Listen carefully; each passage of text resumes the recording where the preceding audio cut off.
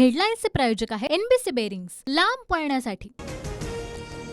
मला जबाबदारी पंतप्रधान नरेंद्र मोदींनी दिली। तिकीट देण्याचं राज्याचं काम नाही, राष्ट्रीय नेत्यांनी ठरवलं। बीडमधल्या सभेत पंकजा मुंडेंचं वक्तव्य। मला लोकसभा लढवायची नव्हती, तिकीट जाहीर झाल्यानंतर बुद्धीनं निर्णय घेतला आणि मन कपाटात काढून ठेवलं। बीडमध्ये भाजप उमेदवार पंकजा मुंडेंचं विधान। भाजपकडून राऊतांविरोधात निवडणूक आयोगाकडे तक्रार। राऊतांचं वक्तव्य पंतप्रधानांबद्दल विद्वेष पसरवणारं, आयोगानं कारवाई करावी। राऊतांच्या औरंगजेब वक्तव्याची भाजपकडून आयोगाकडे तक्रार। सागर बंगल्यावर सलग दुसऱ्या दिवशीही बैठकांचा धडाका। फडणवीसांच्या सागर बंगल्यावर नेत्यांची गर्दी। भाजपच्या निवडणूक संचलन समितीच्या बैठकीनंतर धाराशिव, यवतमाळ, वाशिम, दक्षिण मुंबईच्या जागेबाबत चर्चा।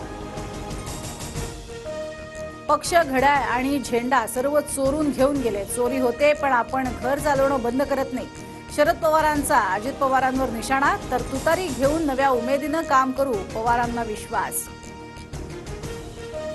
महायुतीच्या जागांचा तिढा पुन्हा दिल्ली दरबारी। अमित शहांनी तिढा न सुटलेल्या जागांची माहिती घेतली, तर शहा पुन्हा शिंदे, फडणवीस, अजित पवारांशी चर्चा करणार, सूत्रांची माहिती।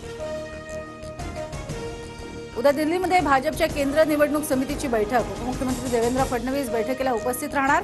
बैठकीनंतर महाराष्ट्र भाजपची दुसरी यादी जाहीर होण्याची शक्यता। अभिनेता गोविंदानं 5 दिवसांपूर्वी घेतली मुख्यमंत्री शिंदेंची भेट। गोविंदा शिंदे गटात प्रवेश करणार असल्याची चर्चा, तर मुंबई उत्तर पश्चिम मधून गोविंदा निवडणूक लढवण्याची शक्यता। उत्तर मध्य मुंबईसाठी काँग्रेसकडनं स्वरा भास्कर, राज बब्बर यांचं नाव चर्चेत। अभिनेत्री स्वरा भास्करचं नाव आघाडीवर। स्वरा भास्करनं दिल्लीत रमेश चन्नीथलांची घेतली भेट।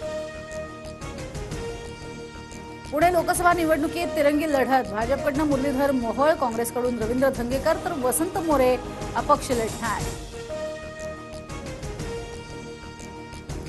बारामतीमधून निवडणूक लढण्यावर शिवतारे ठाम। कमळ चिन्हावरही लढण्याची तयारी। शिवतारेंची भूमिका, तर युती धर्म पाळायला लागेल अशा स्पष्ट सूचना शिवतारेंना दिल्या। शंभूराज देसाईंची प्रतिक्रिया।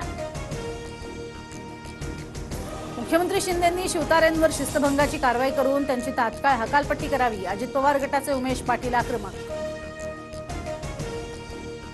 पक्षानं आदेश दिल्यास भंडारा गोंदियातनं लोकसभा लढणार। पक्ष देईल तो आदेश मान्य करावा लागेल। नाना पटोलेंकडनं उमेदवारीचे संकेत। IPL 2024च्या रणसंग्रामाला सुरुवात। सलामीला चेन्नई सुपर किंग्ज आणि रॉयल चॅलेंजर्स बंगळुरू संघामध्ये लढत। RCBचा नाणेफेक जिंकत फलंदाजीचा निर्णय। हेडलाईन्सचे प्रायोजक आहे एनबीसी बेरिंग्स, लांब पळण्यासाठी।